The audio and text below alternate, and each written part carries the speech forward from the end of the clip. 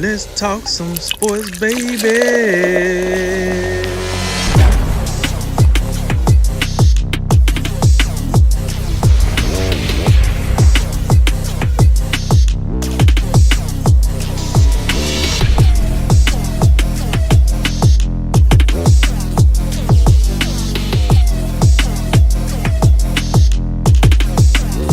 And remember, make tomorrow better than today and make today better than yesterday. And you know what we gonna do. We gonna holler at you until next time, baby. Welcome to A Drink of Wisdom with Jay Wise and Nathan Drinkard. I'm your host, Cody Ward. Thank you for spending some of your time with us tonight.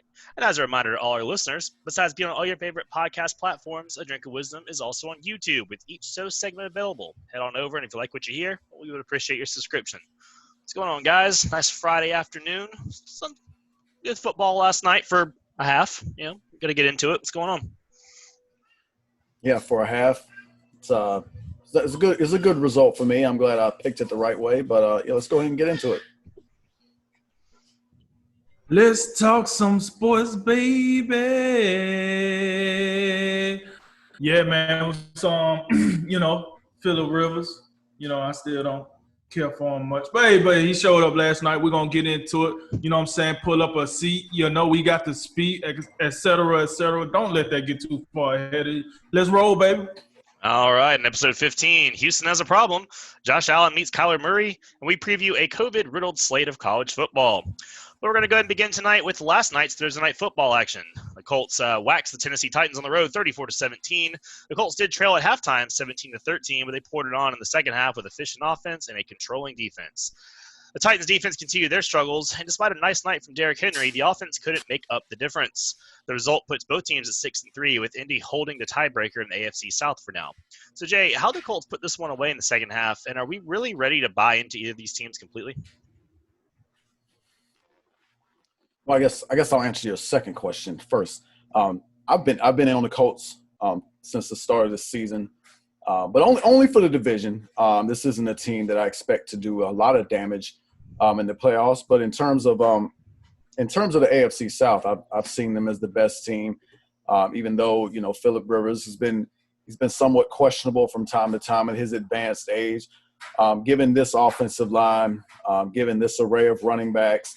And what has turned out to be a really good defense led by Matt Eberflus.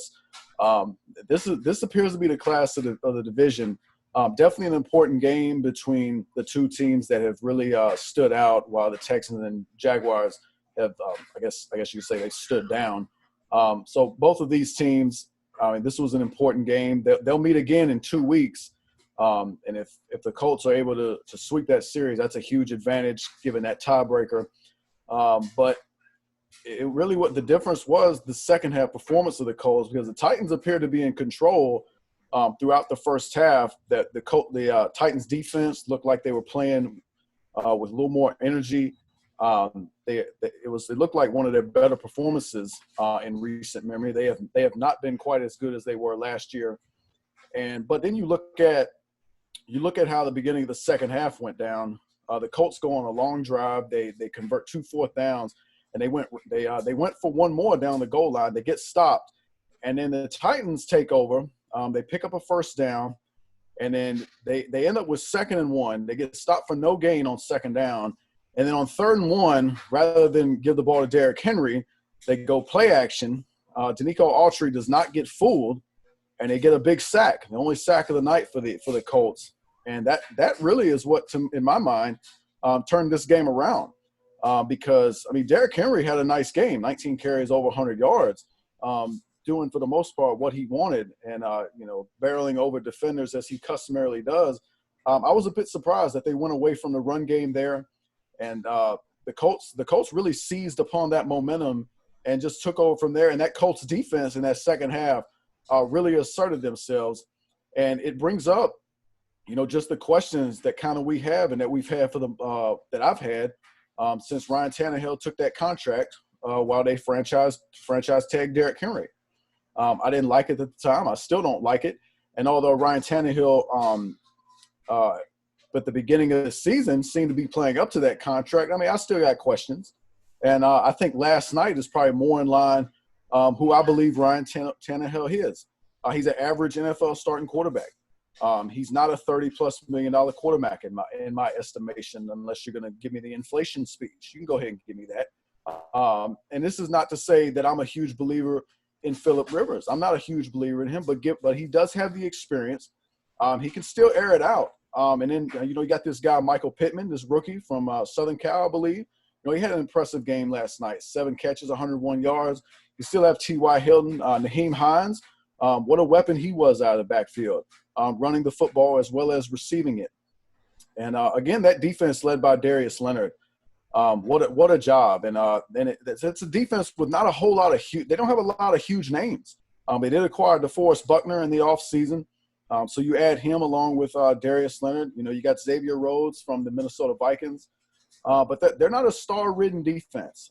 They go about it as a unit. It's a true team defensive unit, and that's what you have to do against Derrick Henry. But this was definitely a significant win for the Colts. When you look at what some of the things they've done thus far this season, there's not a lot of games that you look at and say, oh, well, that was really impressive. This was their most impressive win. That second half was a signature performance. And they appear to have the upper hand in the AFC South, as I suspected they would.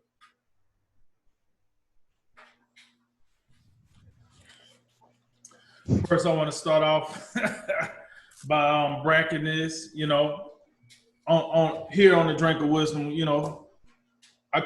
What's right is right, what's wrong is wrong. Listen, I'm still not a Phillip Rivers fan, but the proof was in the pudding. He did a great job last night.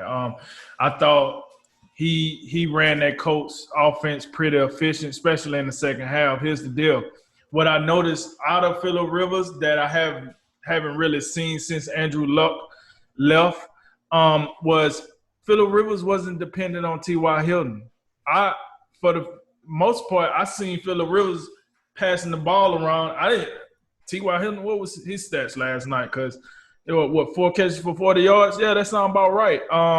Because I seen Phillips trying to get everybody else involved. I'm going to be honest. I didn't even know Burton was on the team until last night. I seen him throw a ball. I'm like, oh, this is where Trey Burton been hiding at.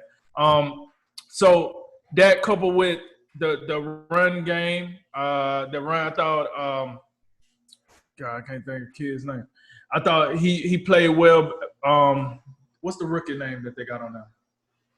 The guy from Wisconsin. Jonathan Taylor.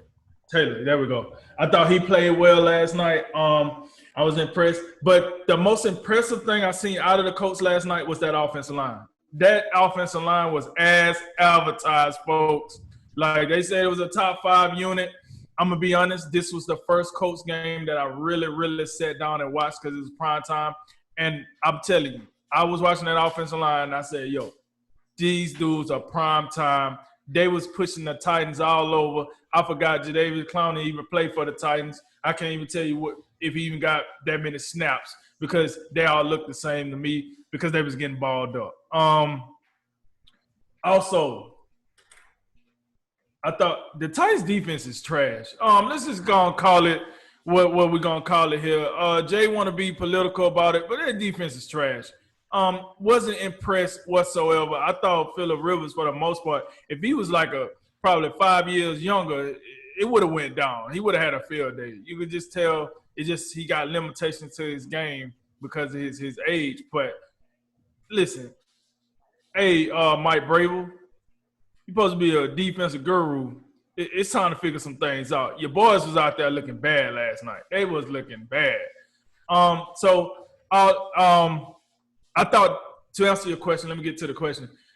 I thought the way the Colts put the game away was, smothering defense.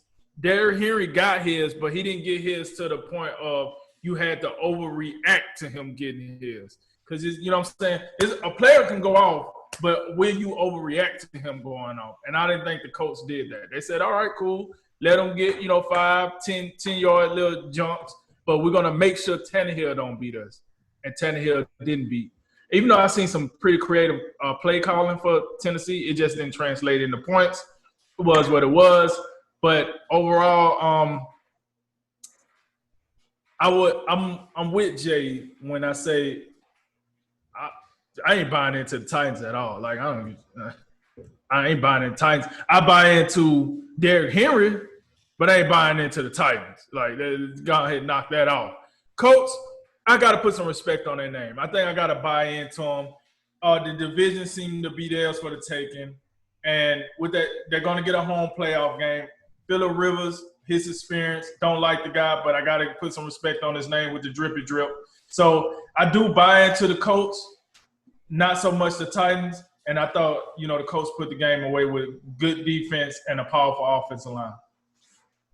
Yeah, that's pretty much where I am from this game. I was shocked that the Colts just ran away with it in the second half. I mean, my God. But I think for the Titans, there's a couple big plays you can look at that really kind of sunk them. And in addition to that 4th and 1 that they didn't get, they had the block punt, obviously, which was kind of a big deal. And then you also had the first half. You had that early pass to A.J. Brown, which should have been a 70-something yard touchdown. They dropped. He only dropped it once. He dropped it twice in the same catch. Which those are the kind of plays you have to have. Obviously, in the NFL, even when you're good, the difference in 6 and 3 and 3 and 6 can be just a couple plays like that, and they just didn't make them. And then when you don't make those kind of plays, then you got to rely on something like, say, this defense, which just and it's surprising to me this Tennessee Titans defense just isn't this good. I mean, they've got some names. Like, you get on the list, you're like, yeah, there's some dudes. Like, you really look at that front 7, and you think like, yeah, that's there's some guys up there. We got David Clowney this offseason. We traded for Desmond King, and we got some guys in the backfield, but then it's like it never comes together. Now, they didn't have a Dory Jackson last night, but I mean, would that really made the difference in the game? I don't think he would have. In the offense, I think what's happened is you look at this offense, they were scoring 30, 40 points every game. I mean, these guys waxed the Bills. And I think the Texans back-to-back weeks, like 40-something plus each game. And Ryan Tannehill was like putting up legit like Patrick Mahomes type numbers. And there were comparisons where you couldn't tell them apart if you took their names off the stat sheets. But I think what's happened is you had Roger Saffold get hurt. You had Taylor Lewan get hurt. The center missed a couple snaps, and it just – and you don't benefit from a mass COVID breakout where the other team actually gets to prepare for you because they know they're going to actually play you and not somebody else. Your bootleg practices going on. Yeah, I feel you. But I mean, I got no love for the Titans, but I'm just trying to be objective here, But I think Ryan Tannehill can play better than this. But I think that you're seeing him come back down to earth without an elite offensive line. And honestly, this team doesn't feel like they need to throw the ball to get Derrick Henry going more than Derrick Henry needs to get the passing game going. It feels like teams just sell out so much for Derrick Henry that they got to do the opposite.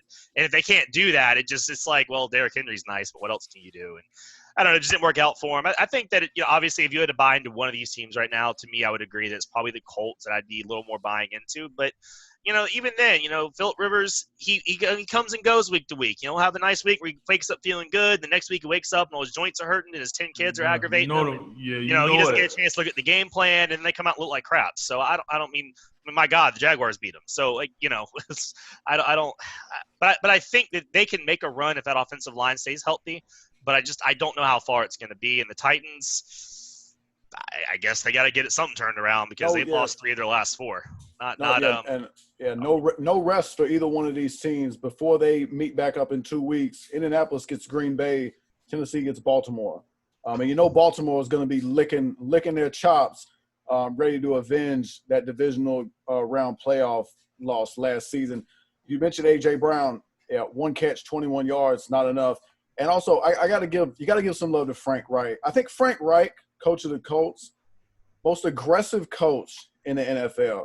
This man went for 4 on 4th down on 5 occasions last night, which in my mind is just an absurd number. It went 3-5, and you look at 3rd downs, and if you look at 3rd downs by themselves, it was about an even split. Colts went 4 of 12.